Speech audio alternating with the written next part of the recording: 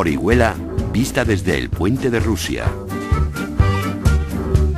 Llegamos al puente de Rusia. Antonio Mazón, hola, ¿qué tal? Muy buenas. Buenos días, Alfonso. Hoy como protagonista la batalla de las Navas de Tolosa. Vamos allá.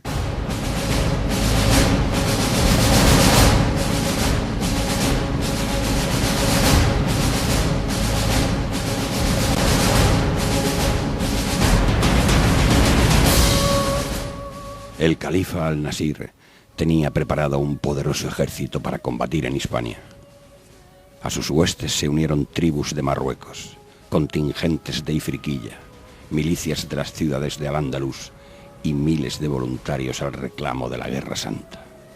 Carne de lanza destinada a la primera línea de combate, con muchas probabilidades de alcanzar el paraíso. A las mesnadas castellanas se agregaron las milicias de las ciudades y las órdenes militares. El ejército de Aragón bien pertrechado, con su rey a la cabeza, voluntarios de Portugal y León sin sus reyes. A partir de la primavera fueron llegando riadas de cruzados del otro lado de los Pirineos. Miles de hombres de toda condición, caballeros, obispos, soldados, gente de a pie a la que hubo que armar. Esta cruzada no iba dirigida contra un territorio o plaza concreta. Toda esta marea humana marchaba sin remedio hacia una batalla campal, un combate singular entre la cruz y el Islam. Acudid a la guerra, el éxito es seguro. Alcanzad la gloria en este mundo o conquistad la vida eterna.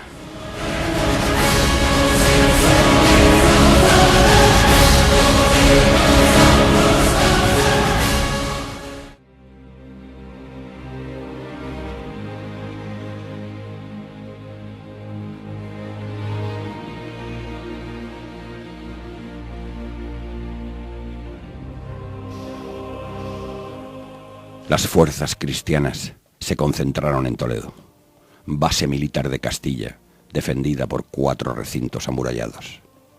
Cabalgadas, saqueos y campañas tenían allí su punto de partida como plaza destacada para reunir y aprovisionar tropas. Pero aquella multitud desbordaba toda su capacidad logística. A principios de junio llegó un gran contingente de cruzados europeos capitaneados por el arzobispo de Narbona, multiplicando los problemas. Esta gente no sabía nada de convivencias y tratados. Andaba deseosa de botín y de sangre. Como aperitivo, saquearon la judería toledana, provocando una matanza. Tras semanas de preparativos en las que fue muy difícil mantener el orden, aquel enorme ejército partió hacia el sur. En las primeras plazas musulmanas pasaron a cuchillo a todos sus habitantes, como era costumbre en las cruzadas. Nada de pactos ni rendiciones honrosas. Aquellos soldados europeos practicaban otro tipo de guerra y se enojaron con la orden de respetar a los vencidos. A eso se unieron las terribles privaciones, habituales en aquella Hispania en perpetua guerra, y el insoportable calor. A finales de junio, gran parte de los cruzados regresaron a casa. La deserción en masa minó la moral de una muchedumbre cansada, hambrienta y sedienta, pero mejoró su situación al reducir las bocas que alimentar. Y así llegaron a Sierra Morena. Atravesar los desfiladeros y gargantas del actual puerto de Despeñaperros era un suicidio. El Miramamolí les esperaba al otro lado, con sus fuerzas descansadas y desplegadas en altura para aplastarles. No podían avanzar, ni tampoco desandar lo andado, con las tropas agotadas, desmoralizadas y sin víveres.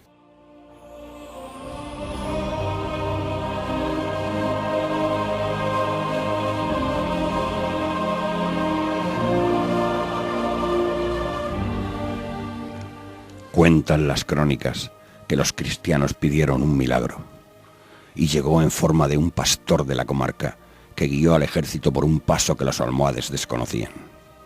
Aquel tortuoso sendero los situó en el flanco izquierdo de los musulmanes, sin montañas de por medio. La ventaja escénica que el Miramamolín había preparado y sus tácticas de combate quedaron anuladas. Todo se resolvería en un choque sin apenas espacio para maniobrar. Las cifras de combatientes en ambos ejércitos son muy variables según quien las cuente, pero siempre muy favorables a los sarracenos. Por la capacidad de aquel campo de batalla, se puede calcular que Alfonso de Castilla consiguió llegar con 25 o 30.000 hombres y que el califa lo esperaba con más o menos el doble. No vamos a contar la batalla. No tenemos tiempo.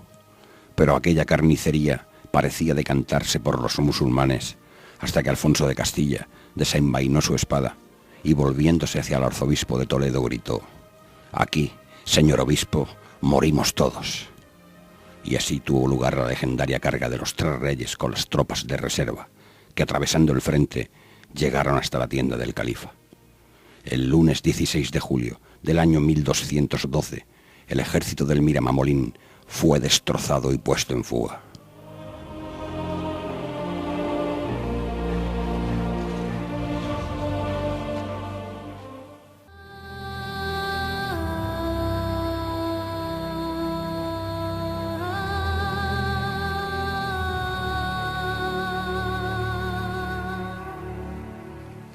El principal vencedor fue sin duda Alfonso de Castilla, pero no pudo aprovechar la circunstancia para seguir conquistando territorios a causa de una terrible hambruna seguida de una epidemia de peste. Sería su nieto, Fernando III, el que recogió el testigo. Gran fama ganó el rey de Navarra, aunque en un principio se resistió a colaborar. Sancho consideraba más enemigo a su primo el castellano que al propio Miramamolín. Al final, acudió con solo 200 caballeros, casi obligado por Roma. Quizá por eso sus cronistas explotaron bien aquel triunfo, contando que fue Sancho quien cayó sobre la famosa tienda roja del califa y creando una leyenda que relaciona las cadenas del escudo de Navarra con los esclavos encadenados que protegían al Miramamolín. Pedro II acudió de buen grado a ayudar a su amigo y aliado. Los almohades le habían golpeado en las costas catalanas, pero no tuvo mucho tiempo para saborear la victoria. Antes de un año, volvieron sus problemas en el norte.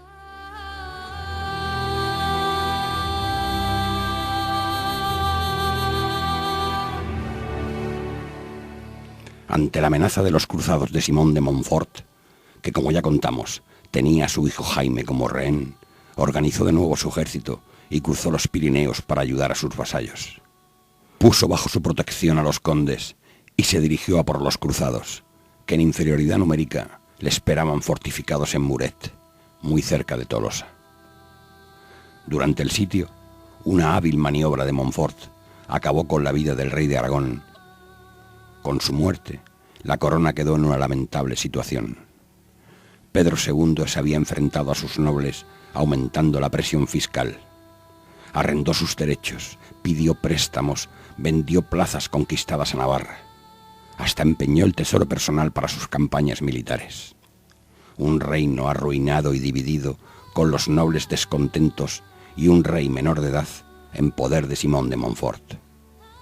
2 batallas en menos de un año habían marcado su reinado: la victoria contra los almohades y la derrota y muerte en Muret. Una abría el sur, otra cerraba el norte, impulsando el avance de Aragón hacia Valencia y el Mediterráneo.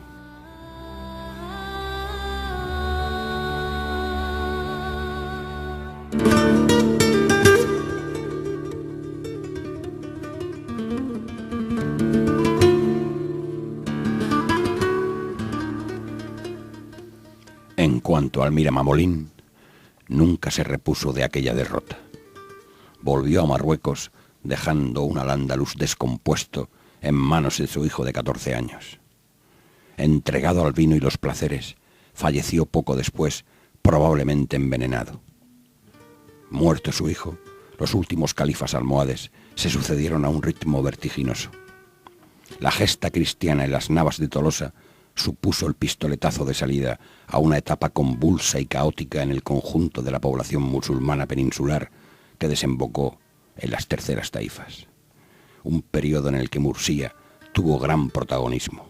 El proceso de construcción de castillos y fortificaciones que había comenzado en el califato progresó con los almorávides y tuvo su mayor esplendor con los almohades. Las murallas dieron seguridad y la seguridad trajo población y desarrollo económico. Medina Mursía, en su momento cumbre, quedaba como la indiscutible capital de un territorio cambiante. Pero todo esto lo veremos la semana que viene.